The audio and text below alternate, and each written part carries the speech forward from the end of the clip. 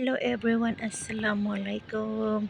So ayan guys, palubog na naman ang mahal na araw. So ayan, sabi ko sa kasama ko kasi katatapos lang namin magtrabaho. Ngayon ay sabi ko sa kanya is mauna ka na magpahinga dahil palubog na naman ng ating mahal na araw. Di ko alam bakit sobrang magagandahan talaga ako sa mga tanawin kapag palubog yung araw. So ayan guys, samahan ninyo ako. Panoorin natin ang paglubog ng araw. So guys, samahan ninyo ako maglakad-lakad, maglibot-libot sa ating farm. Charot. So ayan guys, naglakad-lakad na tayo. Ayan, palubog na talaga yung araw. Ayan, di ko alam, sobrang ang gandang pakinggan yung mga uni ng mga ibon sa mga paligid. Tsaka yung mga tanawin, yung mga gulay, yung mga dates. Basta ang ganda talaga. Parang nabubusog na ako. Parang busog na yung mata ko pag makikita ko yung kapaligiran na ganito. Diba guys, tignan nyo naman ang ganda. Sobra.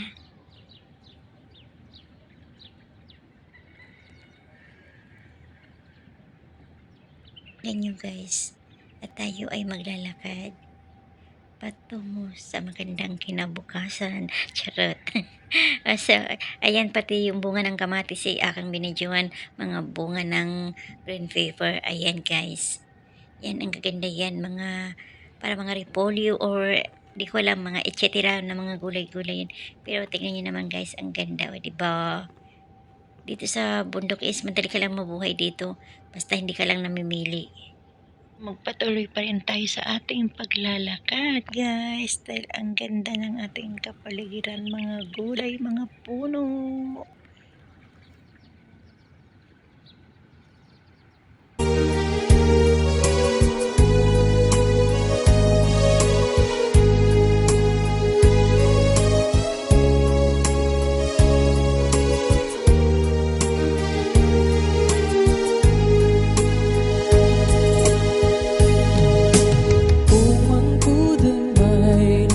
Sigay nusanang sing sa sabangan na magkalaleng ko isuuya-guya na sinumbayang mo nusal kani Allah nanganan umagagago singko kasigayin na jalim bagong ko suwangagan lekan adi bagasugan lalan sa lekani Allah nanganan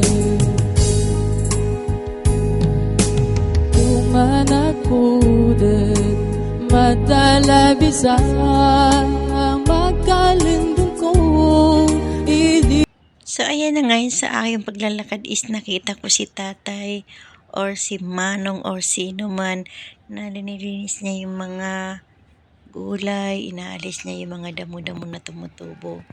Ayan, tinatanong ko siya dyan kung ano ba yung ginagawa mo at ano ang itatanim mo. Sabi niya, ang itatanim ko ay patatas. Sabi ko, hindi na ba kayo nagtatanim ng watermelon, tatay? Sabi niya, di ko alam ang sabit. Sabi niya ng mga amo natin ay sa susunod kapag ma-harvest na yung patatas ay saka na lang daw sila magtanim ng watermelon. Kasi dati yan is mais, watermelon. Ayan. O, diba? So, ayan, sa aking paglilibot guys, is may nakita akong bulaklak na tumubo sa gitna ng bundok ay sa gitna ng daan. Tapos, ayan, nagpatuloy pa rin ako sa paglalakad hanggang sa nakarating tayo sa tubig or sa pispang. So, ayan, binidyoan ko din guys kasi ang ganda at lamig. Ang daming isda. Dyan kami kumukuha ng mga tilapia.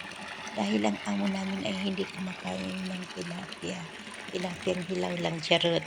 So, ayan, kami lang kumakain ng mga Pilipina dito tuwing madami kami ay humihingi kami naman ay pinagbigyan. So, ayan na guys, hindi na natin namalayan is konti na lang is palubog na talaga ang araw. Konti na lang ang ako'y nakikita dahil nabiwil tayo sa ating kapaligiran.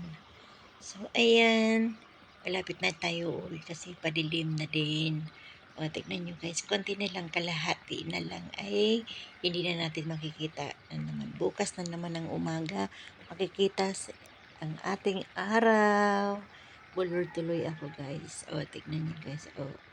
Ayan na Diba, ang guys, pauwi ganda? na tayo dahil hindi na talaga mapigilan si mahal na araw ay palubog na. Bukas na naman natin makikita inshallah. Pero bago ako umuwi ay dumaan muna ako sa garden ng anak ng amo ko dahil sobrang nagagandahan talaga ako sa kanilang garden.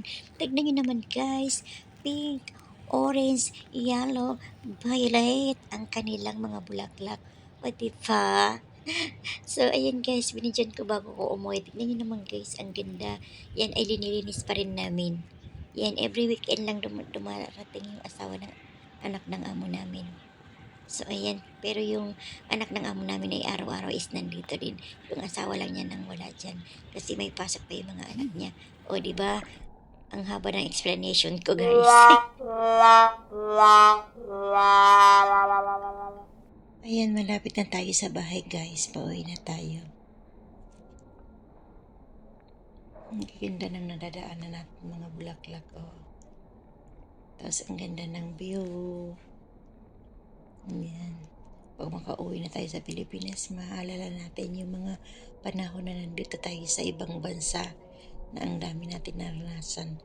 Minsan nandoon na yung mura, nandoon na yung tawanan, iyakan, kalungkutan.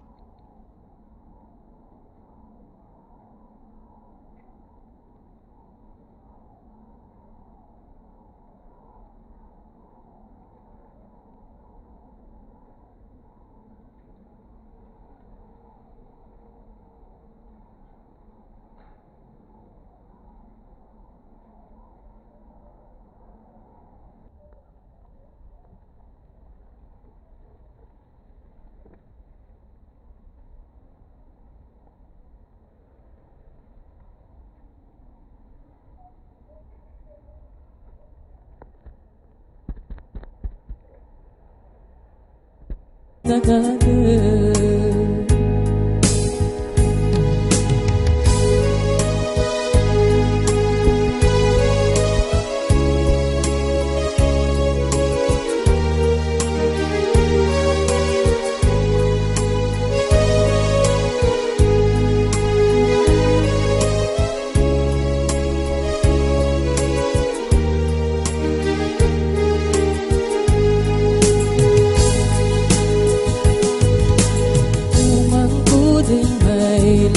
susigay no senang sinsa sebagat na makaligin ko isuuya-guya asin ang bayan mo lusa lakani aawang nagagal kumagaga ko singko kasigainin na jalim bagong ko sumangagal bakat adi pagkasugat lalal sa lakali Allah nagadalan kung manakudan matalabisa nga makalindong ko ibidin sumalan na muli ako bon lusan lakani Allah nagadalan Allah nagadalan